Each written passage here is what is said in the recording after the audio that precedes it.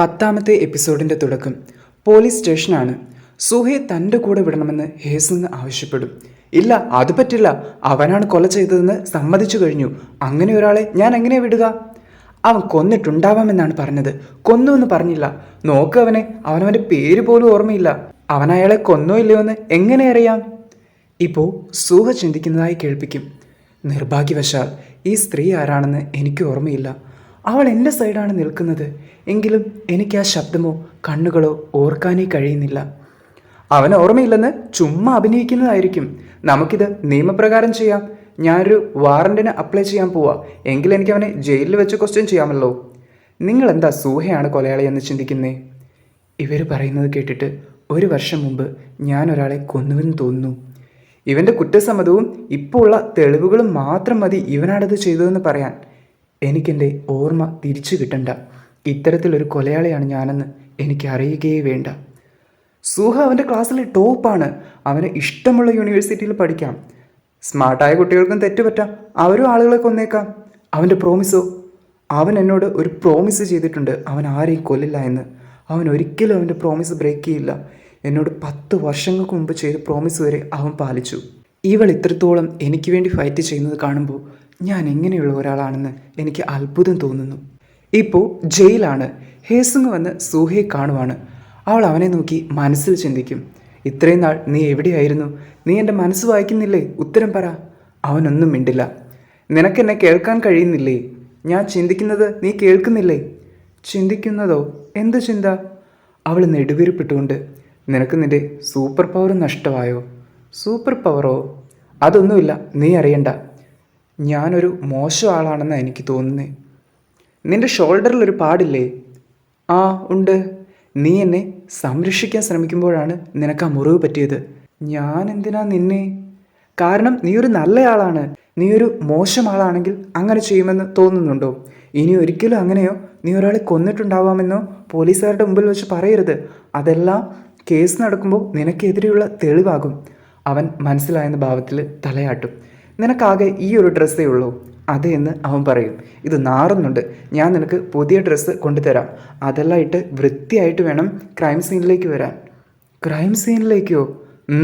അവിടെ ചെല്ലുമ്പോൾ ആവശ്യമില്ലാത്ത ഒന്നും പറയരുത്. ഞാൻ പറയുന്നത് മാത്രമേ പറയാവൂ. അവൻ വീണ്ടും തലയാട്ടും. ഹേസങ് ഇപ്പോൾ കേസിൻ്റെ കാര്യങ്ങൾ പഠിക്കുവാണ്.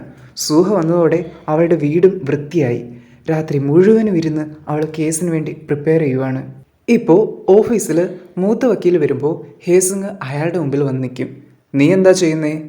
മൂത്ത വക്കീലെ, ഇതല്ലേ നിങ്ങളുടെ ഫേവറേറ്റ് ഐസ് ടീ എന്ന് അവൾ ചോദിക്കും. ഇതെന്താ, നീ ഒരിക്കലും എന്നോട് സംസാരിക്കില്ലെന്നാണ് ഞാൻ വിചാരിച്ചേ. നിങ്ങളിപ്പോൾ വാറൻ്റ് കേസ് ഇൻസ്പെക്ട് ചെയ്യാൻ പോവല്ലേ? അതെ, ഇപ്പോൾ എൻ്റെ ടേൺ ആണല്ലോ. നിങ്ങൾക്ക് പകരം എനിക്ക് പോകണമെന്നുണ്ട്. എന്തിന്? ഈ പ്രതികളിൽ ആരെങ്കിലും നിനക്കറിയുമോ? ആ ലിസ്റ്റിൽ സൂഹയും ഉണ്ട്.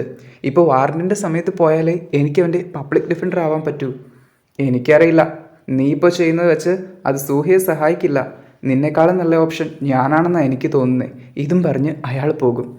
എന്ത് കാരണമായാലും ആർക്കും എന്നേക്കാൾ നന്നായി അവനെ അറിയില്ല. ഞാൻ വിശ്വസിക്കുന്നത് പോലെ ആരും അവനെ വിശ്വസിക്കില്ല.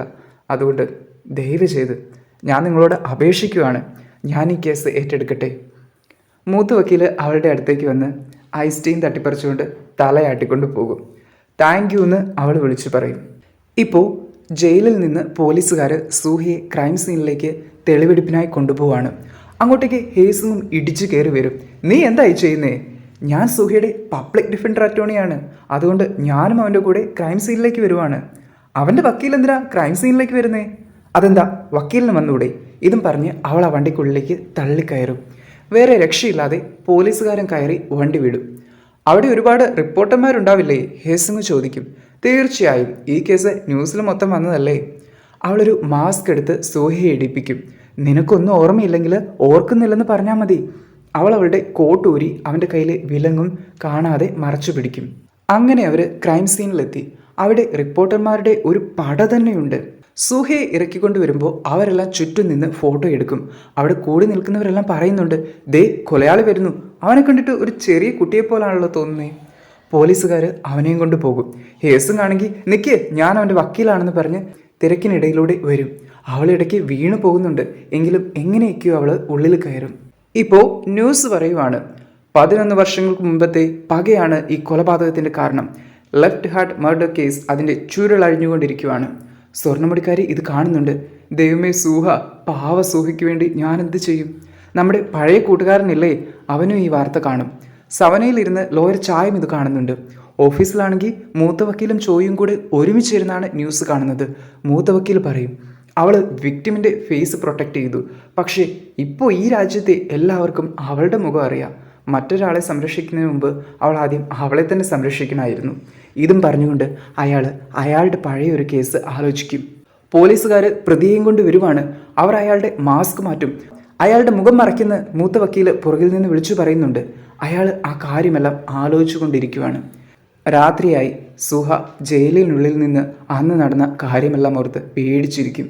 പോലീസുകാർ അവനെ കൊണ്ടുപോയി, നീ ഇങ്ങനെയല്ലേ അയാളെ കുത്തിയത്, എത്ര വട്ടം അയാളെ കുത്തിയെന്ന് ചോദിച്ചതും കൂടി നിന്നവരെല്ലാം ഇവനാണ് കൊലയാളി, ഇവൻ അയാളുടെ ബോഡി നശിപ്പിച്ചു എന്ന് പറഞ്ഞതെല്ലാം അവൻ ഓർക്കും. ഞാൻ എങ്ങനെയുള്ള ഒരാളാണെന്ന് അവൻ ചിന്തിക്കും. പിറ്റേ ദിവസമായി. ഡോഹൻ വന്ന് കുറേ തെളിവുകളും മറ്റും ഹേസിങ്ങിൻ്റെ മുമ്പിൽ നിർത്തും. ഇതെന്താണെന്ന് അവൾ ചോദിക്കും. പാക് സൂഹയുടെ സിം കാർഡിൻ്റെ കോപ്പിയാണിത്.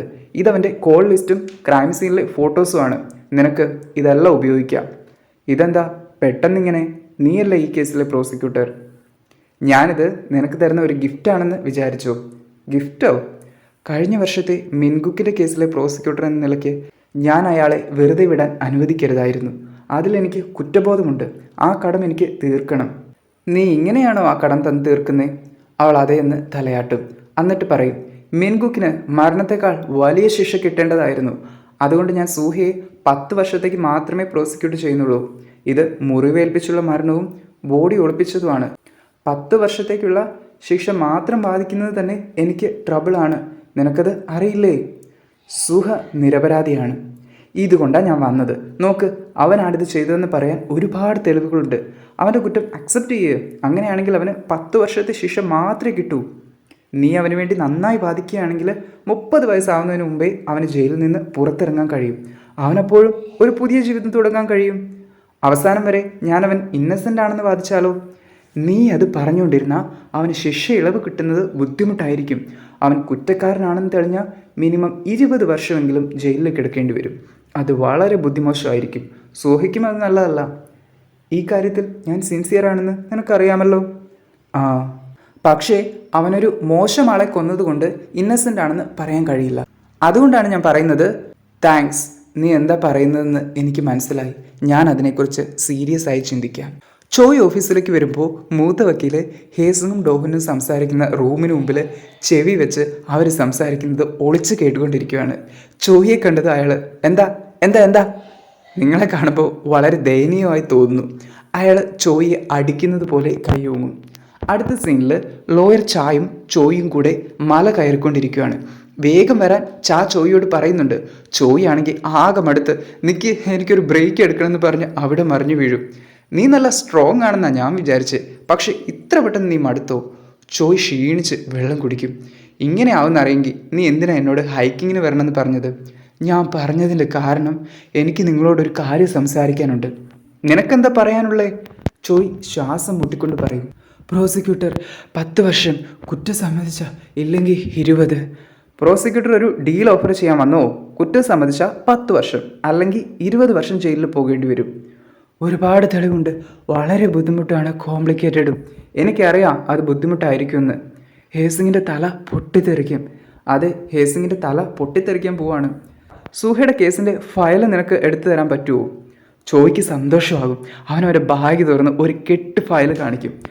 അത്ഭുതപ്പെട്ട്, നീ ഇതും ചുമന്നുകൊണ്ടാണോ ഇവിടം വരെ കയറിയത്?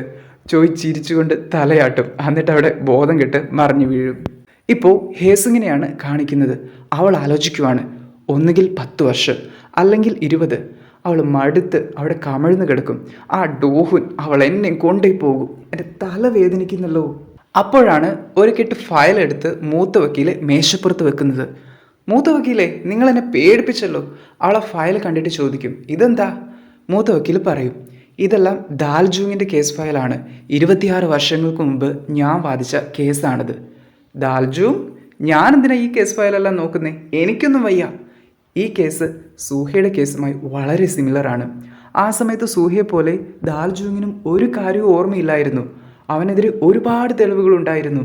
കത്തിയിൽ മുഴുവൻ അവൻ്റെ ഫിംഗർ പ്രിൻ്റ് ആയിരുന്നു. വിക്ടിമിൻ്റെ ബോഡി പാർട്ട് വീടിനുള്ളിൽ നിന്ന് കണ്ടെത്തി. അതുമാത്രമല്ല, അവനും അവൻ്റെ ഭാര്യയും തമ്മിൽ അവളുടെ മരണത്തിന് തൊട്ടു മുന്നത്തെ ദിവസം വലിയ വഴക്കായിരുന്നു. യാതൊരു പ്രതീക്ഷയുമില്ലാത്ത ആ സിറ്റുവേഷനിൽ പ്രോസിക്യൂട്ടർ എന്നെ കാണാൻ വന്നു. പ്രോസിക്യൂട്ടർ നിങ്ങളെ കാണാൻ വന്നെന്നോ? ഡോഹൻ നിന്റെ അടുത്ത് വന്നതുപോലെ അയാളും വന്ന് എനിക്കൊരു ഓഫർ തന്നു. കുറ്റം സമ്മതിക്കുകയാണെങ്കിൽ 15 വർഷത്തെ തടവ്. കാരണം അത് അവനവൻ്റെ വൈഫിൻ്റെ മറ്റൊരു അഫയർ കണ്ടെത്തിയപ്പോൾ ചെയ്തതാണ്. നിങ്ങൾ ആ ഡീൽ ഏറ്റെടുത്തോ? ഇല്ല, ഞാൻ അവൻ ഇന്നസെൻ്റ് ആണെന്ന് വാദിച്ചു കൊണ്ടിരുന്നു. ഞാൻ അവസാനമായി പറഞ്ഞു, ദാൽജു നല്ല കൊലയാളി, അതവൻ്റെ ഭാര്യയുടെ രഹസ്യ കാമുകനാണ്. പക്ഷേ ഞാൻ ആ കേസ് തോറ്റു. ഭാര്യയുടെ കാമുകൻ കുറ്റം നടക്കുന്ന സമയത്ത് മറ്റൊരു സ്ഥലത്തായിരുന്നുവെന്ന് തെളിവ് കൊണ്ടുവന്നു.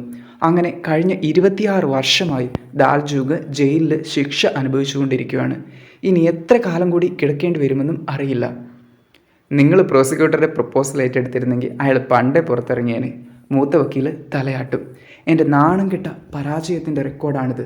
നീ കുറ്റം സമ്മതിച്ചാലും ഇല്ലെങ്കിലും എനിക്ക് ഉറപ്പാണ് ഇത് നിനക്ക് സഹായമായിരിക്കും. ഇതും പറഞ്ഞുകൊണ്ട് അയാൾ അവിടെ നിന്ന് എഴുന്നേറ്റ് പോകും. ഹേസുങ് ചോദിക്കും, മൂത്ത വക്കീലേ, നിങ്ങൾക്ക് 26 വർഷം പുറകോട്ട് പോകാൻ കഴിഞ്ഞാൽ നിങ്ങൾ കുറ്റം സമ്മതിക്കുമോ? ഇപ്പോൾ ഹേസുങ് വന്ന് സൂഹയെ കാണുവാണ്. ഞാൻ കുറ്റം സമ്മതിച്ചാൽ 10 വർഷമോ അതിൽ കുറവോ, ഞാൻ ഇന്നസെൻ്റ് ആണെന്ന് തെളിയിക്കാൻ കഴിഞ്ഞില്ലെങ്കിൽ മിനിമം 20 വർഷം. ഞാൻ എന്താ ചെയ്യേണ്ടേ? നമുക്ക് നീ ഇന്നസെൻ്റ് ആണെന്ന് പറയാം. ആ, മനസ്സിലായി. വേണ്ട, നമുക്ക് കുറ്റം സമ്മതിക്കാം. നീ കുറ്റക്കാരനാണെന്ന് വരാൻ സാധ്യതയുണ്ട്. അങ്ങനെയാണെങ്കിൽ ജീവിതകാലം മുഴുവൻ നീ ജയിലിൽ കിടക്കേണ്ടി വരും. ആ, മനസ്സിലായി. ഹേസുങ്ങിന് ദേഷ്യം വന്നിട്ട്, നീ ചിന്തിച്ചിട്ട് ആൻസർ പറ. അതിൽ കാര്യമൊന്നുമില്ല. ഇപ്പോൾ എന്നേക്കാൾ നന്നായി നിനക്കെന്നെ അറിയാം. നീ തീരുമാനം എടുത്തോ, ഞാനത് അനുസരിച്ചോളാം. ഞാൻ ആരാണെന്നാണ് നീ ചിന്തിക്കുന്നേ? Public defence attorney. അതെന്താണെന്ന് നിനക്കറിയുമോ? വേറെ ആരും ഇല്ലാത്തപ്പോൾ എൻ്റെ സൈഡിൽ നിൽക്കുന്ന ആളല്ലേ നീ. എന്താ, എനിക്ക് തെറ്റിപ്പോയോ? ഇല്ല, നീ പറഞ്ഞത് ശരിയാ. പക്ഷേ ഇതുവരെ എനിക്കതറിയില്ലായിരുന്നു. അവൾ മൂത്ത വക്കീൽ പറഞ്ഞ മറുപടി ഓർക്കും. കഴിഞ്ഞ 26 വർഷമായി ഞാനത് 1000 തവണ എന്നോട് തന്നെ ചോദിച്ചിട്ടുണ്ട്. എൻ്റെ ആൻസർ എപ്പോഴും ഒന്ന് തന്നെയാണ്. എനിക്കിനി പുറകോട്ട് പോകാൻ കഴിഞ്ഞാലും അവൻ ഇന്നസെൻ്റ് ആണെന്ന് തന്നെ ഞാൻ വാദിക്കും. അവൾ സൂഹയോട് പറയും, ഞാൻ നീ ഇന്നസെൻ്റ് ആണെന്ന് പറയാൻ പോവാം. അവനും അത് സമ്മതിക്കും. നീ എന്തെങ്കിലും കാര്യം ഓർക്കുന്നുണ്ടോ? ഇല്ല. കുഴപ്പമില്ല, സമയമെടുത്ത് ആലോചിക്കുക. നിനക്ക് എന്തെങ്കിലും ഓർമ്മ വരികയാണെങ്കിൽ ആദ്യം അത് എന്നോട് പറയണം. ശരി. ഹേസുങ് കറങ്ങുന്ന ഡോറിനുള്ളിലൂടെ കറങ്ങിക്കൊണ്ടിരിക്കുകയാണ്. എനിക്കിത് ചെയ്യാൻ കഴിയുമോ? എനിക്ക് സൂഹയെ രക്ഷിക്കാൻ കഴിയുമോ? ഒരാൾ അങ്ങോട്ട് വരുന്നത് കാണാം. അവൾ നോക്കുമ്പോൾ അത് ലോയർ ചായാണ്. ഒരുപാട് നാളായല്ലോ ഹേസുങ്. അവർ രണ്ടും ഇപ്പോൾ പാർക്കിൽ വെച്ച് സംസാരിക്കുവാണ്. നീ ക്രൈം സീനിൽ പോയപ്പോഴുള്ള വാർത്ത ഞാൻ TV യിൽ കണ്ടിരുന്നുവെന്ന് ചാ പറയും. നിന്നെ കാണാൻ ശരിക്കും ആഞ്ചലിന ജോളിയെ പോലെ തന്നെയായിരുന്നു. നിങ്ങളെന്താ ഇപ്പോൾ വന്നേ? സൂഹയുടെ കേസിൽ ട്രയൽ ബൈ ജൂറി ചെയ്താലോ? Trial by jury? അതെ. കേസിൽ വിധി പറയാൻ ജഡ്ജിനെ കൂടാതെ മറ്റ് ജൂറികളും ഉള്ളപ്പോൾ ഒരു ഇന്നസെൻ്റ് വിധി കിട്ടാനുള്ള ചാൻസ് 8 മടങ്ങ് കൂടുതലാണ്. ജൂറിയെ നമുക്ക് ഇമോഷണലി ഇൻഫ്ലുവൻസ് ചെയ്യാൻ കഴിയും. സൂഹയുടെ കേസിൽ ഇത് പെർഫെക്റ്റ് ആണെന്നാണ് എനിക്ക് തോന്നുന്നത്. നിനക്കെന്ത് തോന്നുന്നു? അത് നല്ല ഐഡിയയാണ്. ഞാൻ എന്താ അത് ചിന്തിക്കാഞ്ഞത്? ട്രയൽ ബൈ ജൂറി ആവുമ്പോൾ നിനക്കറിയാമല്ലോ, നിൻ്റെ കൂടെ ഒരു വക്കീൽ കൂടെ വേണം. അതെ, ആ വക്കീൽ ഞാനാവണമെന്ന് എനിക്കുണ്ട്. കഴിഞ്ഞ 1 വർഷം മെൻഗുക്കിൻ്റെ കേസ് കാരണം ഞാൻ നരകതുല്യമായ ജീവിച്ച്. എങ്കിലും ഞാൻ ഇപ്പോഴും നിയമത്തിൽ വിശ്വസിക്കുന്നു. പാർക്ക് സൂഹയുടെ കേസിലൂടെ എനിക്ക് അത് ഉറപ്പിക്കണം. അവൾ എഴുന്നേറ്റ് പറയും, ഓക്കെ, നമുക്ക് ഒരുമിച്ച് അവന് വേണ്ടി വാദിക്കാം. നീ ഇപ്പോഴും നിയമത്തിൽ വിശ്വസിക്കുന്നുണ്ടോ ഇല്ലയോ എന്നതൊന്നും എന്നെ ബാധിക്കുന്നില്ല. നീ എനിക്ക് കുറ്റം കിട്ടാവുന്ന ഒരു വിധിയെ ഇന്നസെൻ്റായി മാറ്റാൻ കഴിവുള്ള ഒരാൾ മാത്രമാണ്. നിൻ്റെ ആ കഴിവിനെയാണ് എനിക്കിപ്പോൾ വേണ്ടത്. അതെ, എന്നെ അനുവദിച്ചതിന് താങ്ക് യു. എന്നെ ഒരുപാട് സഹായിക്കൂ എന്നും പറഞ്ഞ് അവർ രണ്ടും കൈ കൊടുക്കും.